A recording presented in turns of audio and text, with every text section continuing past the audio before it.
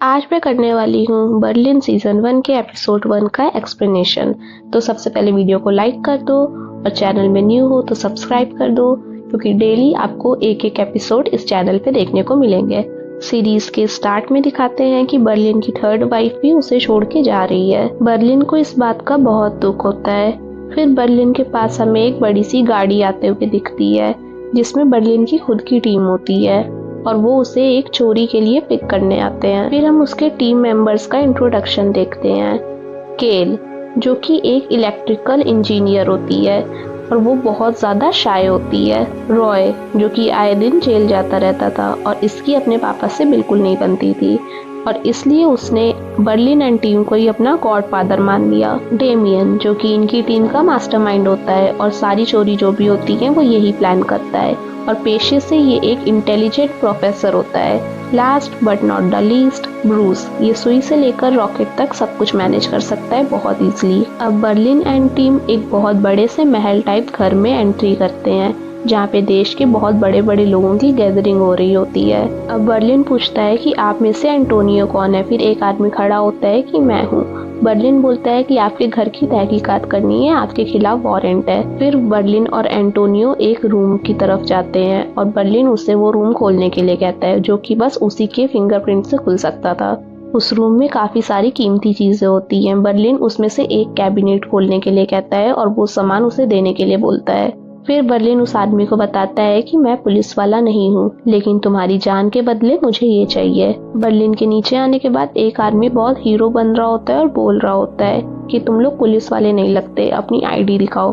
फिर बर्लिन अपनी गन दिखाता है और उससे बोलता है कि और कोई आईडी देखनी है।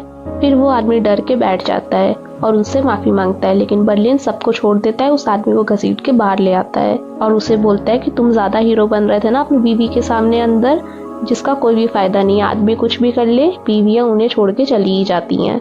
अब तुमने अपने लिए मुसीबत बुला ली है। बर्लिन फिर उस आदमी को छोड़ देता है और वहां से चला जाता है। बर्लिन बस अपनी बीवी के जाने के दुख की वजह से ये सब बोल रहा होता है। अब बर्लिन एंड टीम जाते हैं पेरिस, जहाँ पे बर्लिन इंट्रोड्यूस करता है उनकी टीम के न्यू मेंबर से, जिसका नाम होता है कैमरन। कैमरन ने लाइफ में बहुत बुरी चीजें देखी होती हैं और वो अभी अभी मेंटल हॉस्पिटल से छूट कर आई होती है।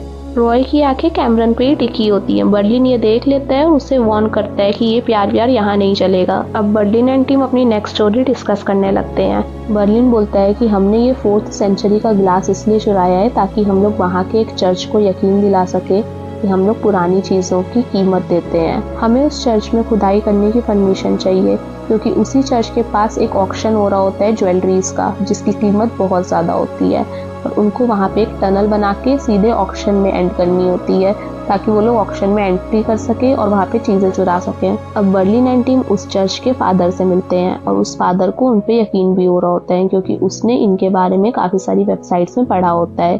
650 से ज्यादा वेबसाइट्स होती हैं जिन पे इनके काम के बारे में रेफरेंस होता है और वो वेबसाइट इन्हीं की टीम के केल ने बनाई होती है, जो कि इलेक्ट्रिकल इंजीनियर होती है। वो लोग उस फादर को मिलकर यकीन दिलाते हैं कि ये चर्च यहाँ पे सबसे ज्यादा पुराना है और इसके नीचे काफी सारी कीमती चीजें हैं जिसकी कीमत हम लोग उससे दे सकते हैं, तो हमें उस चर्च को खोदने की परमिशन चाहिए। वो फादर उनकी बातों में आ जाता है। उन लोगों को खुदाई की परमिशन मिल जाती है। अब केल और ब्रूस वहाँ पे वो ग्लास जो उन्होंने चुराया होता है उसे गाड़ देते हैं, ताकि वो फादर को दिखा सके और उनसे 7 दिन की परमिशन मांग सके खुदाई की। अब बर्लिन एक बार में जाता है, वहाँ पे एक लेडी सिंगिंग कर रही होती है और उसे वो लड़की बहुत पसंद आ जाती है और वो उसके बारे में बहुत कुछ जानना चाहता है और फिर ये चीज वो आकर डेमियन को बताता है और डेमियन उसे वार्न करता है कि तुम ऐसा कुछ नहीं करोगे, क्योंकि तुम्हारे अफेयर के चक्कर में हमारा सारा प्लान चौपट हो सकता है, क्योंकि वो लेडी उसी आदमी की वाइफ होती है जिसके यहाँ वो चोरी करने वाले होते हैं। अब वहाँ पे फादर की एंट्री होती है और वो वहाँ पे देखने आते हैं कि कुछ मिला भी तक या नहीं। तो वो लोग वहाँ एक्टिंग करने लगते हैं कि यहाँ पे बहुत स्ट्रॉन्ग सिग्नल आ रहा है कुछ मिलने का। तो वहाँ पे वो लोग वही ग्लास निकाल के उसे दिखा देते हैं कि ये ग्लास हमें मिला है, जो कि बहुत पुराना है, इसकी कीमत बहुत ज्यादा है। और फादर ये देखकर बहुत खुश होता है, उनको और 7 दिन की परमिशन दे देता है खुदाई की। अब बर्लिन उस लेडी का पीछा कर रहा होता है और उस लेडी का पीछा करते करते एक बार के बाहर आ जाता है और फिर वो उस लेडी के साथ बार के अंदर चला जाता है और वहाँ पे उससे बात करने का ट्राई करने लगता है। उस लेडी का नाम होता है कैमिल और एक दिन बर्लिन को पता चलता है कि कैमिल का हस्बैंड उसके साथ डेट भूल गया है, जिसकी वजह से कैमिल बहुत डिसअपॉइंटेड है। बर्लिन उस चीज को एक अपॉर्चुनिटी की तरह देखता है और होटल से इस तरह से बाहर निकलता है कैमिल के सामने जैसे वो कॉन्सिडेंटली उससे मिल रहा है। इसी के साथ फर्स्ट पार्ट खत्म हो जाता है।